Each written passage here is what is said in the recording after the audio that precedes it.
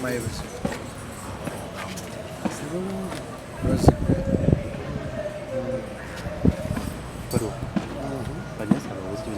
embeera ya Kemi Sera tulabye mulesa wano ku kyaki ali mu mbeera ki? Ali mu mbeera si nnungi nnyo ono yabinyonnyola obulungi benga musisita we yabeera akaba bukanyi mukazi jangu wake guma munnange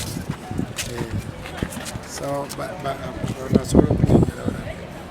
kwini ki ekyabadde ebyamanya sibimanyi kubanga byabeera ku situtu naye nze engeri gyembeera naye wano asula ayimba nayogera ebintu batimukwatagana ayita amanya g'abantu n'akaaba nnyo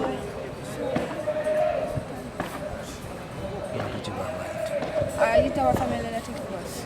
kati ng'omwana we oba maama oba taata oba brother batera abantu bano babuuze batya wano wange bababisenga kitali bulungi naye nze mu ndaba eyange ndowooza ekisooka sandyagadde bantu bagambye nti ali bamuloze biki I think she's overwhelmed ndowooza ali overwhelmed embeera so sandyagadde kubanga ebbanga limaze neyaluma simumanyimu obuyanja aluna is a good boy fenna alinaku zetumulaba nendowooza nti famire zonna zisobola okutabuka so nze ndowooza nti obwedda yamaze time ngaaga nti njagala kulaba pasita so mulabye nekusobako time kekatono kenina naye nze ndowooza yetaaga ne professional counselor sekiwantidde nze ndowooza ali overwhelmed mutima gwe so nze ndowooza yetaaga professional counselor abafamire bagamba buzibu ki obusinga buzibu ki ddala obusinga okumweta nti amaze ennaku ngaagamba ayagala kulaba ayagala kundaba so nensanyuka nange muwabuku netusabako kyebanyambye so obadde olemuza nsabyeko naye ajja kuba bulungi and I think she needs a professional counselor twawuliddeko nti omwana bamutwala ebintu bino bimuko byetagisa rihaabu oba byetagisa ekirungi tusabye aba sitaani ajja genda tewali kirema saala ekirema katonda Sino kusinziira gye bakunnyonnyodde mbadde bagamba birimu ajaluuna simanyi bimukozesa okola bitya nze ekisooka mpolereza hajaluuna kubanga ebbanga limaze naye kale tusobola kuteerawo omuntu mukono naye simumanyiimu mize emibinnyo ng'egyo naye amaka gonna gatabuka teri atuukiridde nze ndowooza baafunye obutakkaanya ono n'abeera overwhelmed so naye ekirungi tusabye ajja kuba bulungi mu linnya lya Yesu so sikiwa nti bamuloze bebagamba endowooza buli muntu yali amenyeseeko omutima ekimanyi osobola okubeera overwhelmed omwana alinayo ekyannyonnyola kyakunnyonnyodde gwe nopiikinga statement ze tezikwatagana tasobola kwogera avaako baddako so tasobola kumanya kina kino nakiri so I think she's overwhelmed so kyetagisa okumukolera kyekikituufu abanayuganda wali awo nauganda bagala saala musabira saala sikwanguyiriza kusalira haji musango kuba mwena haji tukuza fenna atuyimbira so sikiwa nti haji mwali mumanyi ebituka bityo ndowooza baatabusengapo omutima gwe negukola ki negutakiwanirira so saala ozi bangambye betaaga n'obuyambi balaka bakyetaaga zipande ebitwala 5 naye bandi baba bakyetaaga bingi saala abantu emirundi emingi tuze tulaba abaana abawala abali munteze ebibiina ebyo ndowooza abaana bonna abavaayo ne bagamba bankola bati ndowooza it's a call eri ebibiina oba abantu to be more careful and more professional to know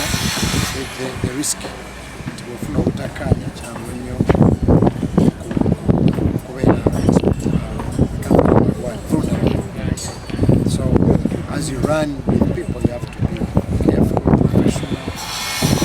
aware obutakkaanya kuba gwaluzinga oli bava nagamba yantibako omutwe naguzaako ani anawakana, so you have to be careful. Abawala abagala nnyo ebintu byamangu musumba bisibako obuzibu bunene. Awange sijja byogerako nnyo kuba sibimanyi naye kasi emanyi nsabidde sisita katusabe nti era mponereza ne Aruna sikibanti ayinza okukola ekintu kito baba yakikola Katonda yaliramula naye ffe tetulamula era nze ndowooza nti kale baga bamuloze mbavaako naye nze ndowooza nti omutima gwe gwalemeddwa kiwanirira na yeetaaga professional counselor and of course our prayers. Musumba ogezako owolereza mwami Aruna wagezezaako mukubira kasimu nomira ku nsonga eno kuva bagenda bagala mukubira esimu ngalo lwaki munaye saagala kwesaawo nnyo era neno story njirimu kubanga omukyala ze namujja naye ng'ayagala musabire so saagala kwesaawo nnyo kati nze mukulu wa kika kati nsumba abaana abawala bawe obubaka abaana baagala oyingira endongo abaana baagala ebintu ng'ebyo endongo oba ogiyingidde simbi but you just have to know nti olina kubeera just focused and know that people are not perfect and tread carefully. Ekitegerekega omanye nti munaye ensi tetuukiridde era osigale ng'oli professional and focused.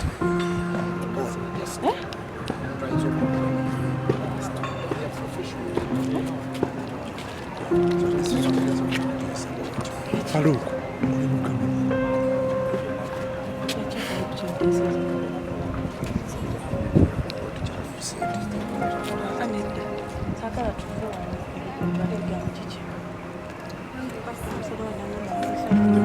Kemi Sera ali mu sister we Queen. So mukyalo ono twamukolako emboozi baganda bange abali US baganda bange abali wano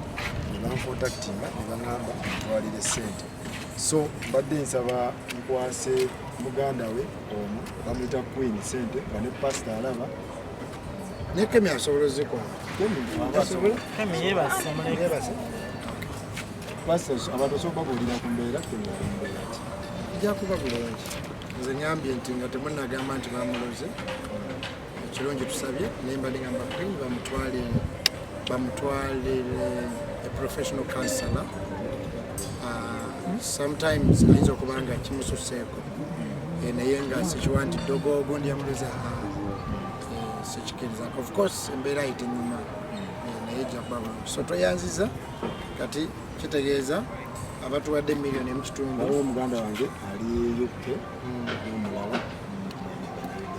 so batuwadde sente ezo bamu n'ekitundu kama abawo omukisa kati nange ngaseeko ziri 5 so tufunye miliyoni 2 kati katusibe Queen bino olina kyoyinza okugamba abo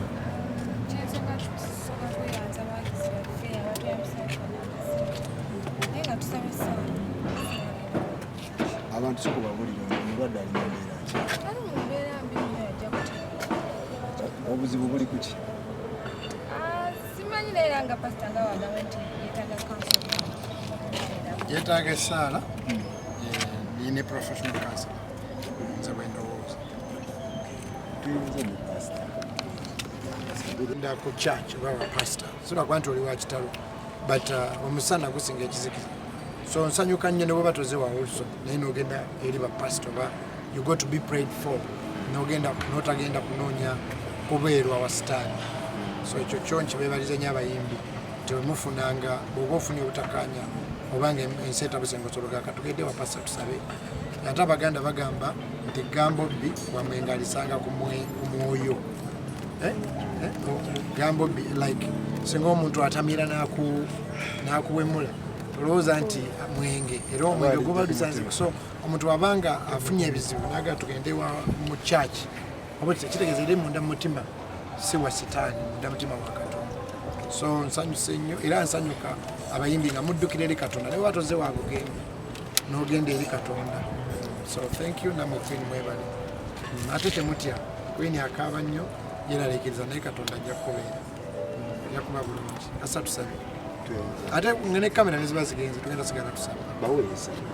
baani mukama abakuume kama awenye ensi coronavirus awenye ne sister waffe